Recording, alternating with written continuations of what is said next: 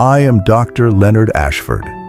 I am 76 years old, and I spent 38 years as an internist, a general medicine doctor in Savannah, Georgia.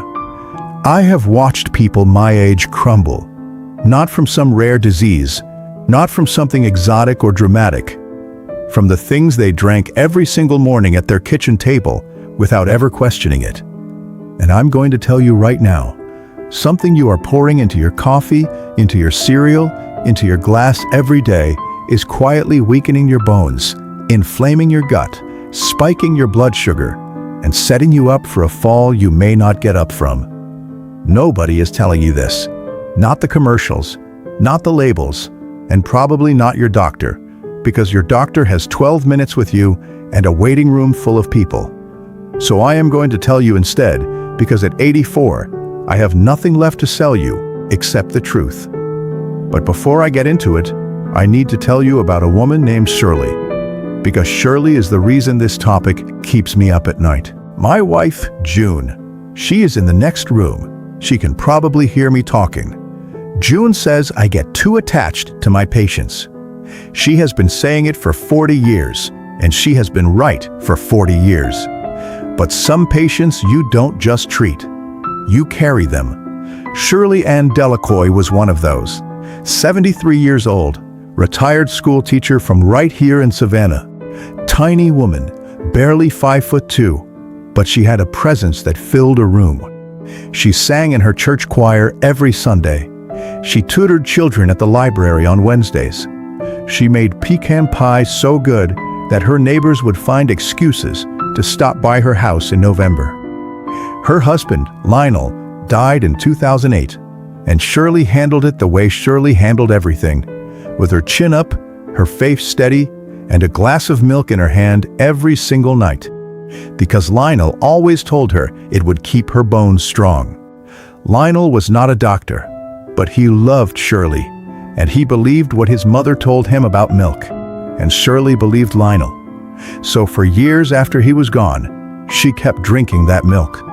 2, sometimes 3 tall glasses a day of flavored, sweetened, store-bought milk, the kind with vanilla flavoring and added sugar that tastes more like dessert than dairy. She thought she was honoring Lionel. She thought she was protecting her bones. She was poisoning herself. Shirley came to me because she was exhausted all the time. Her joints ached constantly. She had gained weight around her midsection that she could not explain, and her blood sugar, which had always been normal, was creeping into pre-diabetic range. I ran her labs. Her inflammation markers were high. Her blood sugar was 118 fasting. And here is the part that broke my heart. Her bone density was declining. The very thing she was drinking the milk to protect was getting worse. I sat Shirley down, and I asked her to tell me exactly what she was drinking. When she described the flavored milk, she was drinking a brand that had 24 grams of added sugar per serving, and she was having 2 to 3 servings a day. I felt sick. Not at Shirley, at the system that let a 73-year-old widow believe she was taking care of herself when she was drinking the equivalent of liquid candy. 60 to 70 grams of added sugar a day just from milk. That is more sugar than 2 cans of soda. And the chronic inflammation from that sugar was not building her bones. It was eating them alive. I told Shirley the truth. I told her gently, because this was a woman who tied that milk to the memory of her dead husband. But I told her, and she looked at me with these deep brown eyes and said, "Dr. Briggs, Lionel told me milk was good for me. Are you telling me Lionel was wrong?" I will never forget the way she said it. Like I was not just correcting a dietary choice, like I was taking something from her. I said, "Shirley, Lionel loved you, and the milk he grew up with was not the milk you are drinking now.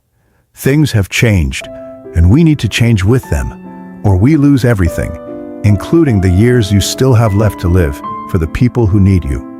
She cried, quietly, the way strong people cry, and then she nodded.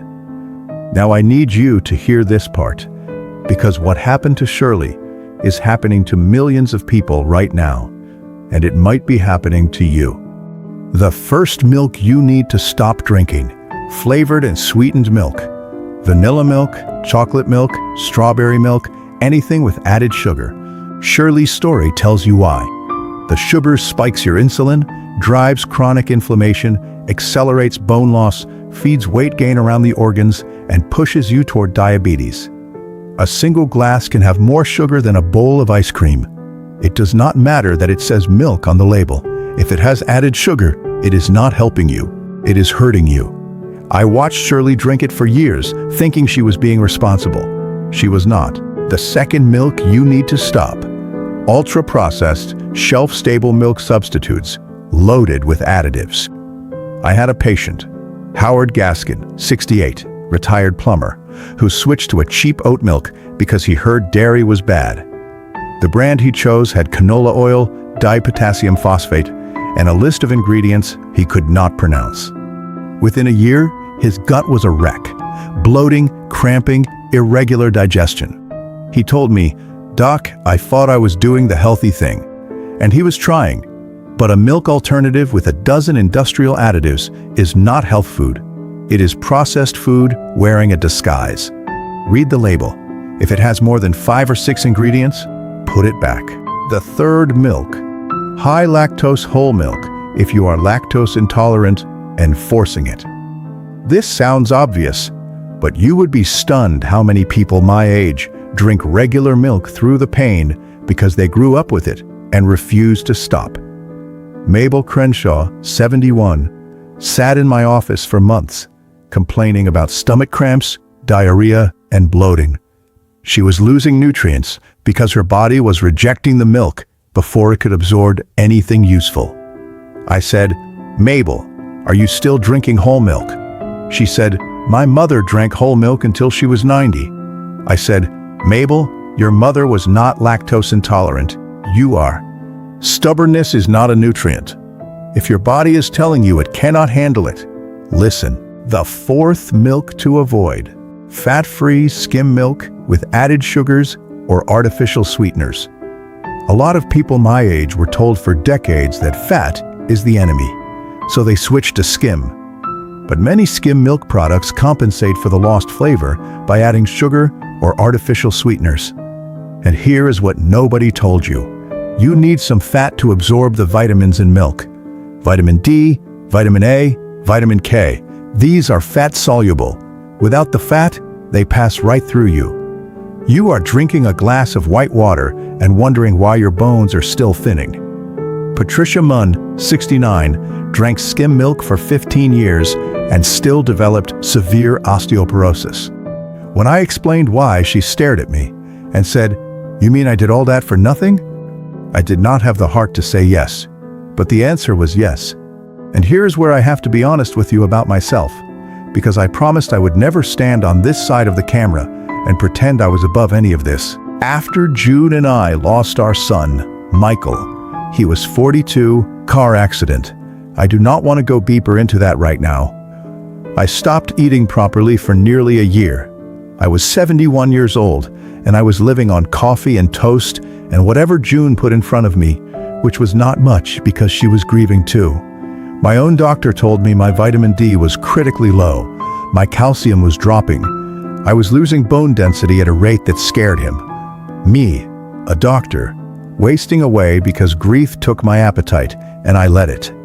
June finally sat me down one evening and said, "Warren, Michael would not want this. You know what to do, so do it." She was right. She saved me, the way she always does.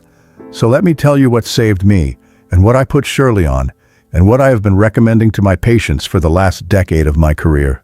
The first milk you should be drinking: plain, unsweetened whole milk, or 2% milk if you tolerate dairy. Real milk, no added sugar, with the fat still in it so your body can actually use the calcium and vitamins. 1 to 2 glasses a day. It is one of the most nutrient-dense things a person over 60 can drink. Shirley switched from her flavored milk to plain whole milk. Within 4 months, her fasting blood sugar dropped to 96. Her inflammation markers came down. She told me her joints felt better than they had in years. The second, unsweetened kefir. This is fermented milk, thick, tangy, loaded with probiotics that support your gut, and rich in protein and calcium. Many people who struggle with regular milk can tolerate kefir because the fermentation breaks down much of the lactose. I started drinking it myself after Michael died, when my gut was a mess from stress and poor eating. It was one of the first things that made me feel human again. The third, unsweetened almond milk, fortified with calcium and vitamin D. For people who truly cannot do dairy, this is a solid choice, but only if it is fortified and only if it has no added sugar. Check the label. Look for calcium, vitamin D, and a short ingredient list. Howard Gaskin, the plumber I mentioned, I switched him from his processed oat milk to a clean, fortified almond milk, and his gut symptoms resolved within 6 weeks. The fourth, plain, unsweetened soy milk. Soy milk gets a bad reputation, but the research has been clear for years. For most people, unsweetened soy milk is safe, protein-rich, and an excellent source of calcium when fortified. It is the only plant milk that comes close to matching cow's milk in protein. I recommended it to Mabel Crenshaw after she accepted she was lactose intolerant. She fought me on it for 2 visits. On the 3rd visit, she told me she had been drinking it for a month and felt better than she had in years. She said, "Fine, Dr. Briggs, you win this one. You are watching this right now, and I need you to go to your refrigerator when this video is over. Pull out whatever milk or milk substitute you have been drinking. Turn it around. Read the label, the nutrition facts, not the front of the carton. Look at the sugar. Look at the ingredients.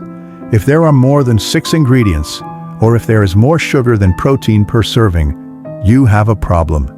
And you have the power to fix it today. Not next week, not when you finish the carton. Today.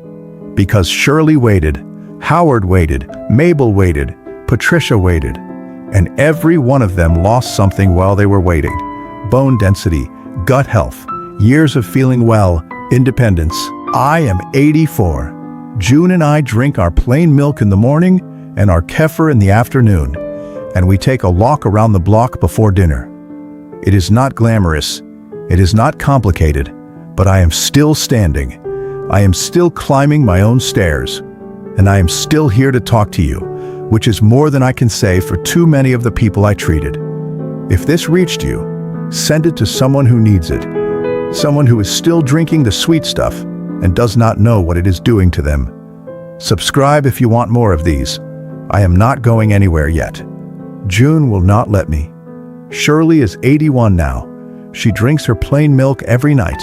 Same chair, same time. She told me she still talks to Lionel when she does it. She says, "I changed the milk, baby, but I did not change the ritual." Take care of your bones. Take care of your gut. Read the label. And for the love of the people who need you, put down the sugar.